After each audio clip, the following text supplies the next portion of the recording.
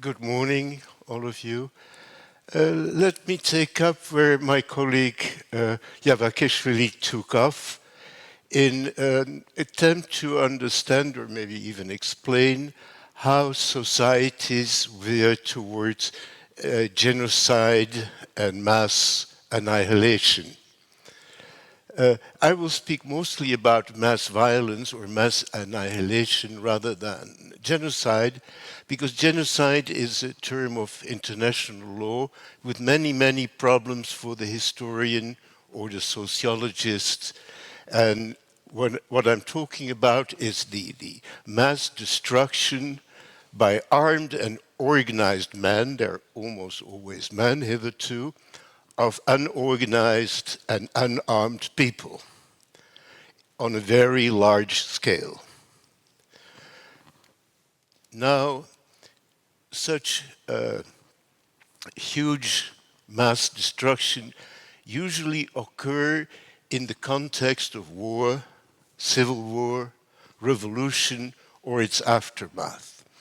And in the modern world, you usually find behind this mass destruction the hand of the state as an active initiator and perpetrator, or at the very least as condoning the violence and secretly organizing it.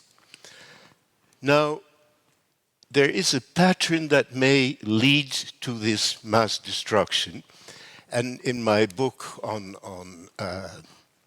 in 20th century mass violence, which is called Killing Compartments, I have called this process a process of compartmentalization. You could say of separation, division. And in a certain historical sociological tradition, I have tried to argue at the same time on 4 different levels. Taking my cues in part from people like Bourdieu and Elias or Randall Collins. He's the only one who needs his first name. But that doesn't make it any truer just because I invoke these great names. Let's say there is a macro-sociological level. That's the level of governments and societies. And then there is the meso-sociological level, the level of institutions, of schools and hospitals, what have you. And then there is the micro-sociological level, which is what we are operating on right now, which is interaction of, rather direct interaction of human beings. And then there is what I've called the psychosociological level, and others of you might call the psychological level. But as a social scientist, I refuse to separate psychology and sociology. I think they must be done at the same time and with a view both for the environment and the person that is moving within this environment. Now, how does the compartmentalizing process occur? Very often it is initiated by a government, a party in power, a majority government, as an intentional separation of a part of the population, which may not even be recognized as part of the same population. They are the target people, targeted by the regime. And on the other hand, the regime creates a category of people who are, let me call them, the regime's people, the people who belong there, who should learn to identify with one another, to love one another, and to obey the regime. So you have at once a process of identification, us against them, and a process of disidentification in which people come to feel that the others are different in a negative, in a blameful way from us who have all these nice and acceptable characteristics. This is maybe done by propaganda, by all sorts of ways the regime can interfere. And at some point, this process of compartmentalization leads to the institutionalization of the separations. You might very well call that apartheid, which was the very embodiment of this idea, in which, for example, people who belong to the target population are assigned to different parts of the territory. For example, they're forced to live in Duitsland, homelands, or they are relegated to certain ghettos. Schools are close to them. They get, if they're lucky, special schools. Hospitals may be forbidden to them, and there may be special clinics. So society is pervaded by institutional separation. And then thirdly, at the next level, which we can call the micro-sociological level, people actually or hardly realize that they very rarely meet the others, the other kind, the target people. Some Americans have never met black people in an intimate, personal way. It just never occurs. And the opposite is true too, even to this day. So something strange happens. There is how should I say, a certain uncanniness, a certain lack of habituation to meet the others, and it instills a certain uneasiness. You wouldn't want to be seen in their company. If I have to give students an example, I would say, let's say, even in our society, you would not want to be seen with a prostitute. It somehow would, how should I say, put you to shame, as if somehow you were infected. Now, we have very few of these people in contemporary society, but prostitutes are still a good example. You wouldn't want to be associated with them, no matter what you may do in secret or in private. Something like that would occur, for example, for Dutch students. Even today, you can give the example of people who collaborated in World War II. And let's give an example. By now, this would be some time ago. If you had children in the class who were the children of parents who had been National Socialists in the Second World War, you wouldn't invite this child to your own child's birthday. And there's the poor NSB child who has his birthday and nobody comes. This is what we're talking about. In this case, it is, you could say, a child that is not very popular, not very accepted in the Netherlands of the 1960s or 1970s. By now, these would be great-grandchildren, it's forgotten. But I want to convey the idea that certain people are untouchables. And this then also occurs at a psychological or psychosociological level, even a physical level. You somehow feel uneasy when you meet such a person. You feel you should distance yourself. These people give you the creeps. And I'm reminded of an idea in Nazi Germany that a healthy German man in the company of a homosexual would actually get the goose pimples. So if you didn't get goose pimples in the company of a homosexual, something might be wrong with you. But what I mean to say is that even at a physical level, there may be what the Germans called a vitale Abkehr, a vital disgust of the evil-smelling Jew or the dirty black person, or Haitians who eat pets, a horrible thing to do. So this is a gradual process of separation, of apartheid, of separate compartments, not just in society, not just in polite company, but in one's very psyche, almost physical experience. That is what I mean by compartmentalization. Now, in societies where this has occurred or even occurs, there is an actual, also a division of knowledge, of consciousness. Somehow people manage not to know what's going on.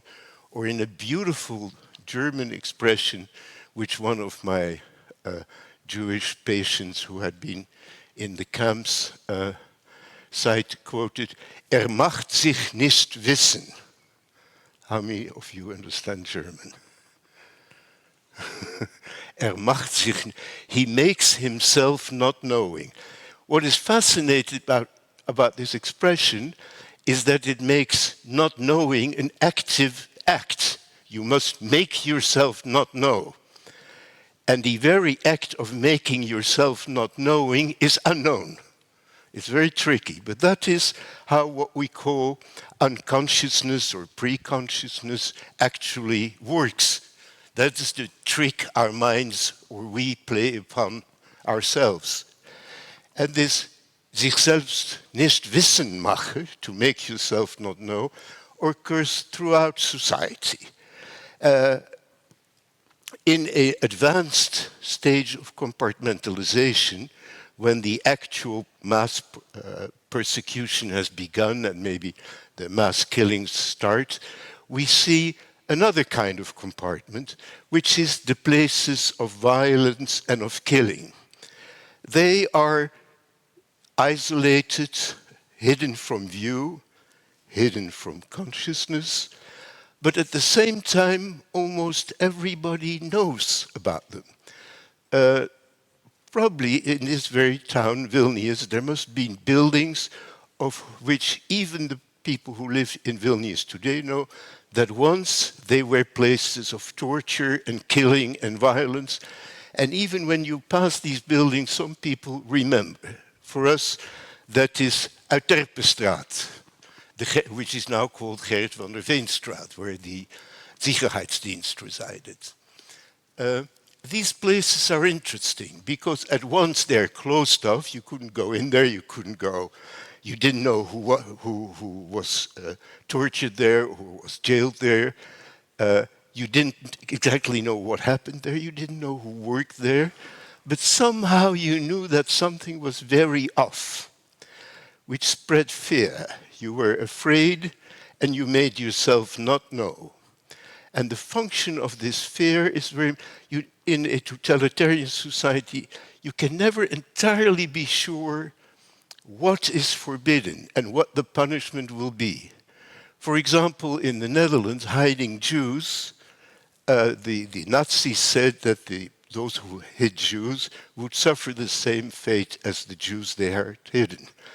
But first of all, the fate of those Jews was mostly unknown, although people, again, suspected and feared. And in fact, people who hid Jews were not punished very severely because the Dutch wouldn't understand why that was such a punishable thing to do. But you were afraid, and you weren't quite afraid of what would incur punishment. You knew that there were buildings and places of torture and barbarism, but you didn't know exactly what happened. So we are in a constant state of macht sich nicht wissen, to make that you didn't know without knowing that you made yourself not know. This ambivalence, this multi-layered process which occurs at the level of politics, at the level of social interaction, at the level of personal consciousness, is very characteristic and very important of what societies that commit massive destruction of human life. Now, what occurs in these places, these compartments of violence? They are closed off, but not, they're hidden, but not entirely unknown. Something leaks, something permeates society, which is fear. But within these compartments of barbarism, something strange happens. Whereas in society at large, in Hitler's society, in Stalinist society, social life continues more or less as normal. People buy things, people meet each other, people greet each other. Civilization, in a sort of way, continues as it always has. People do not just go berserk and go wild. But in these compartments of destruction, suddenly barbarism explodes. And it is a regression. People who work there regress to a level of aggression and destructiveness that is not acceptable in everyday society. And it is, to borrow a term from psychoanalysis, a regression not in service of the ego, maybe too, but a regression in service of the state. It is a regression to barbarism actually encouraged by the commanding officers, by the regime, because it is needed to destroy the so-called target people, the enemies of the states. But the regression occurs in an enclosed enclave of violence. And people get into it and out of it. So it's 5 o'clock, it's about time we should stop killing. And you go home and you say, darlings, is the schnapps ready? Because I've had a long day. What did you do, darling, all day? Oh, you have no idea. It was a very heavy job. And you don't tell her what you're doing exactly, but she knows. Most wives of the perpetrators sort of knew what the husbands did. Very few other people knew, but you don't talk. So you sneak in and out of the compartments of barbarism. How to again, prostitution is a good example. Both prostitutes and their clients in contemporary society sort of slip out in and out of the red zone here, also spatial isolation, red light district. Now, I'm not saying that prostitution in any other way can be compared to mass destruction, on the contrary, but it has the social stigma in common with places of mass destruction. Slaughterhouses. All of you know very, very well what happens in slaughterhouses. All of you know very, very well how this nice red steak got on your dish, but most of us prefer not to think about it. It's not a subject of polite table conversation, so you make yourself not know where your steak came from. It's one of those forms of false consciousness, which you could call a psychological compartment, because we make ourselves not know. And making ourselves not know, we manage to do without being conscious of it. Now, look, I'm not saying that people who eat meat like me are in any way, other way to be compared. But in this one respect, what you could call false consciousness or a compartmentalized, there is some similarity. And we need these examples to get you an idea of what it feels like to live in a society of mass destruction, which for my Dutch students is now 80 years or more ago. So I have a lot of explaining to do.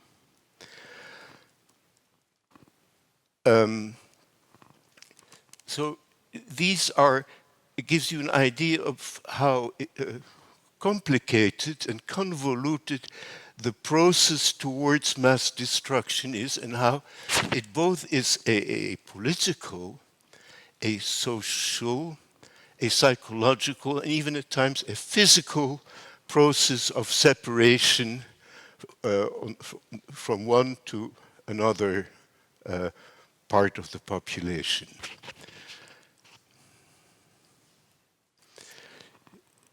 I would like to go briefly into what kinds of societies get involved in this process of mass annihilation and mass destruction.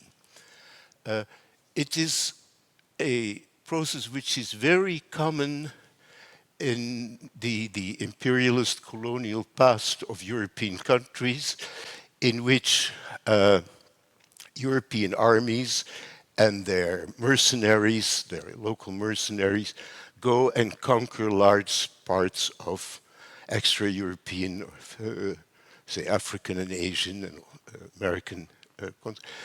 What happens there very often is that a well-organized and a very well-supplied army goes into a territory where people are not that organized, don't have the kind of weaponry, and are defeated by a colonial army.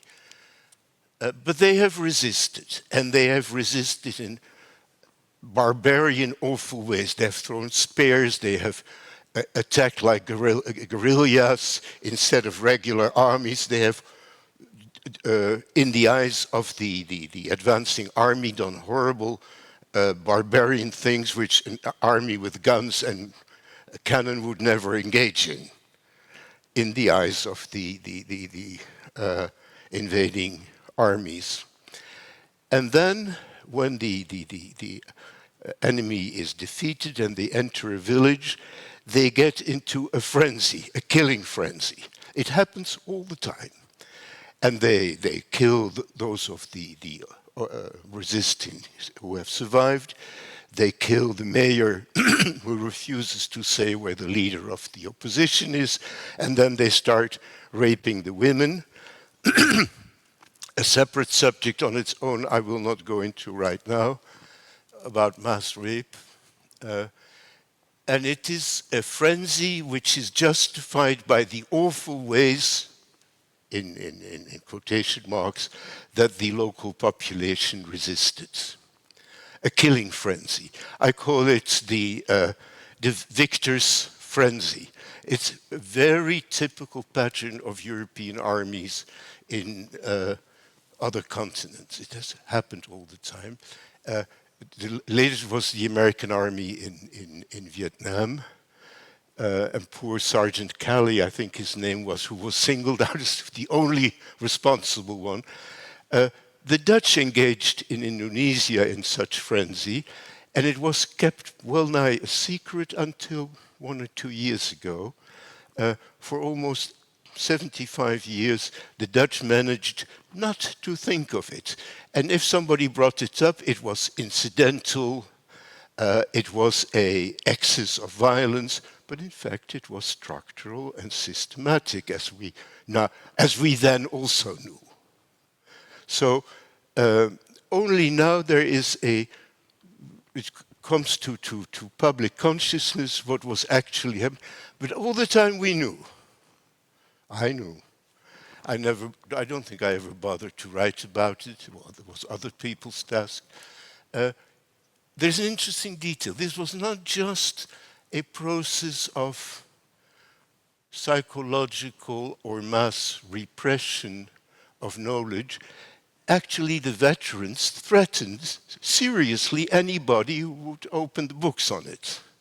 So people who did try to tell were in actual physical danger. This is one of those nasty little details, that is what you call the victor's frenzy.